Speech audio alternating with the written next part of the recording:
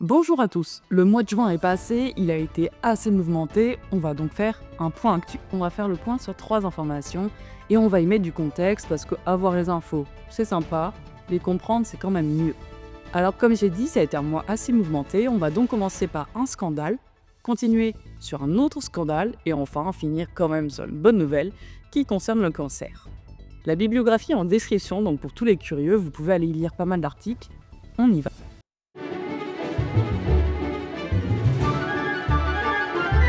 On va commencer par ce premier scandale qui concerne Etienne Klein. Si vous aimez la vulgarisation physique, vous connaissez peut-être déjà, puisqu'il a déjà écrit plusieurs livres, il a présenté des conférences, présenté des chroniques, etc. C'est quand même quelqu'un de médiatisé.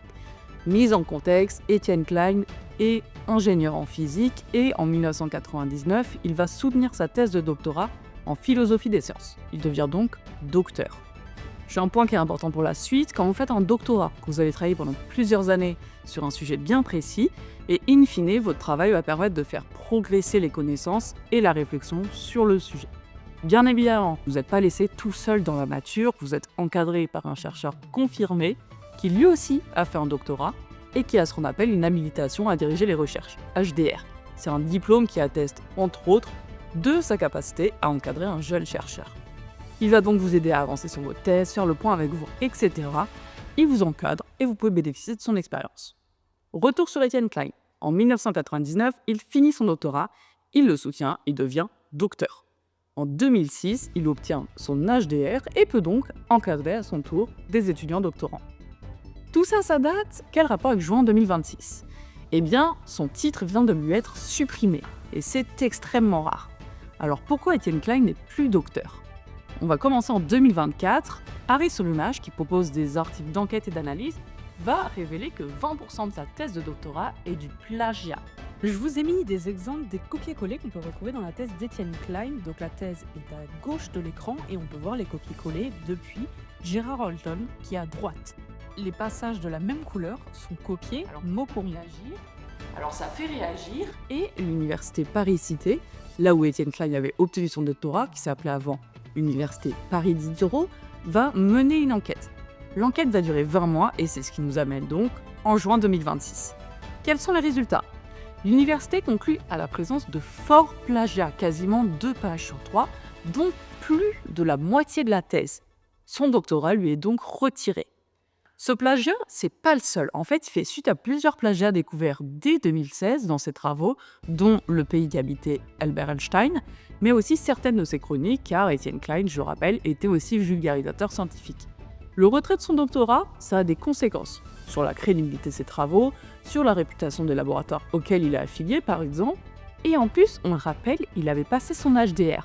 Est-ce qu'on peut encadrer une thèse quand la sienne est issue de plagiat ? Dans ce cas, est-ce qu'on doit retirer les doctorats aux étudiants qu'il a encadrés ? Alors heureusement, cette question ne se posera pas parce qu'il a encadré qu'une seule thèse qui n'a pas été finalisée.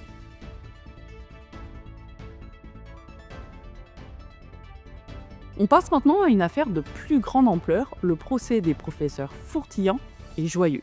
Le procès en cours, il a débuté le 25 juin, il se finira début juillet, mais de quoi s'agit-il ? 4 personnes ici sont jugées, il s'agit de Jean-Bernard Fourtillant, Henri Joyeux, Marianne Fourtillant, Patrick Pruvot. L'affaire porte sur des essais cliniques sauvages, on va en parler juste après.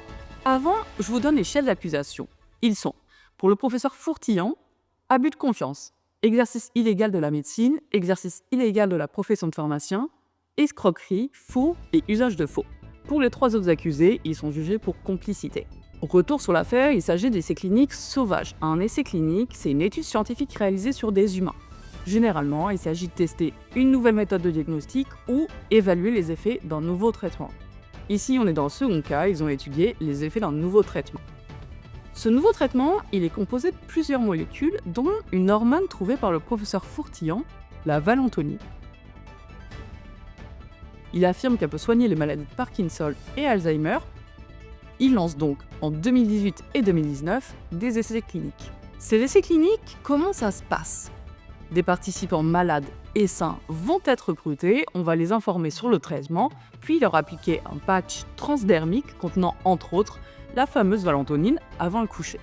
Le lendemain, vers 5h30, 6h, des prises de sang sont réalisées pour être ensuite analysées en labo. Entre 2018 et 2019, c'est 385. personnes qui sont testées. Ok, mais pourquoi en faire un procès? Eh bien, c'est un essai clinique sauvage. Ici, l'essai est dit sauvage car l'Agence nationale de sécurité du médicament n'avait pas donné son accord. Que l'on fasse de la recherche sur animaux non humains ou sur humains, il y a des lois. On ne fait pas ce qu'on veut. Le patch et ses substances, présentées aux malades comme un médicament, n'avaient fait l'objet d'aucune autorisation, aucune donnée sur sa qualité, sa sécurité et son efficacité. Alerté, l'ANSM va interdire ces essais en septembre 2019. Ça ne va pas arrêter le professeur Fourtillon qui va continuer à lancer des appels aux dons pendant plusieurs mois en promettant que les patchs seront distribués en pharmacie et remboursés par la sécurité sociale. Alors pourquoi les malades ont-ils donné de l'argent et participé? Eh bien, il n'y a pas de traitement permettant de guérir Alzheimer et Parkinson. Il existe des médicaments pour réduire les symptômes, par exemple. Ce traitement miracle, c'est donc assez tentant pour les personnes vulnérables. Au-delà de l'aspect financier, certains malades ont dû arrêter leur traitement pour tester ces patchs. L'ANSM a donc demandé aux patients de réaliser un bilan de santé. Ce procès a débuté le 25 juin 2026 et le principal suspect de cette affaire, Jean-Bernard Fourtillon, n'a pas été présent. L'affaire est plutôt complexe, il y a beaucoup d'articles sur le sujet. Certains parlent de pratiques sectaires, d'autres de détournement d'argent, d'abus de personnes vulnérables. Il y a des polémiques sur les accusés, etc. J'aurais aimé vous en parler plus longtemps, mais il y a tellement de choses à dire que je vais attendre la fin du procès et sans doute vous faire une vidéo vraiment dédiée à cette affaire. Si ça vous intéresse, n'hésitez pas à me le dire en commentaire. On finit par une bonne nouvelle. On retrouve plein de rendez-vous santé au mois de juin. On a par exemple la Journée mondiale du don du sang le 14, de lutte contre la drépanocytose le 19, contre la maladie Charcot le 21, etc. Et le mois entier de juin est dédié à la prévention et sensibilisation contre le cancer du col de l'utérus. C'est ce qu'on appelle juin vert. Le cancer du col de l'utérus, c'est le 4e cancer le plus commun chez les femmes au niveau mondial. Il est principalement dû à une infection sur le long terme par des papillomavirus humains, ce qu'on appelle HPV. La bonne nouvelle, et c'est pas vraiment récent, c'est qu'il y a un vaccin disponible qui permet de prévenir le cancer du col de l'utérus. Ce qui est récent, c'est cet article de la BBC axé sur le Royaume-Uni qui prévoit que d'ici 2040, ce cancer ne sera plus un problème de santé publique. En effet, depuis le début de la vaccination HPV, le taux de mortalité dû à ce cancer a chuté et ça pousse à poursuivre cet effort de vaccination. C'est pas tout rose, la vaccination HPV a chuté au Royaume-Uni où 76% des filles sont vaccinées avant leurs 15 ans, alors que l'OMS affirme que 90% devraient l'être afin d'éliminer le cancer du col de l'utérus. La vaccination est aussi possible chez les hommes, puisqu'ils peuvent transmettre le papillomavirus à leurs partenaires. La vaccination est donc en cours et on peut voir que la mortalité a chuté de 70% depuis les années 1970. Mais peut-on éradiquer un cancer? Un bel exemple est chez les Australiens. C'est le premier pays à proposer un programme de vaccination nationale en 2006 qui va inclure dès 2013 aussi les garçons, puisqu'ils peuvent être aussi porteurs. Les espoirs sont forts, d'autant plus que lorsqu'on parle d'éliminer ce cancer, on ne parle pas d'élimination totale, on parle de moins de 4 cas de cancer sur 100 000 femmes. En 2025, on en était à 6,3 cas sur 100 000 femmes. Cette élimination du cancer du col de l'utérus en Australie a donc de forts espoirs et on espère le voir venir dès 2035, voire même plus tôt. C'est la fin de ce point actu, j'espère qu'il vous a plu. On se dit à bientôt pour un autre point actu. D'ici là, ne plagiez pas, respectez les lois et vaccinez-vous.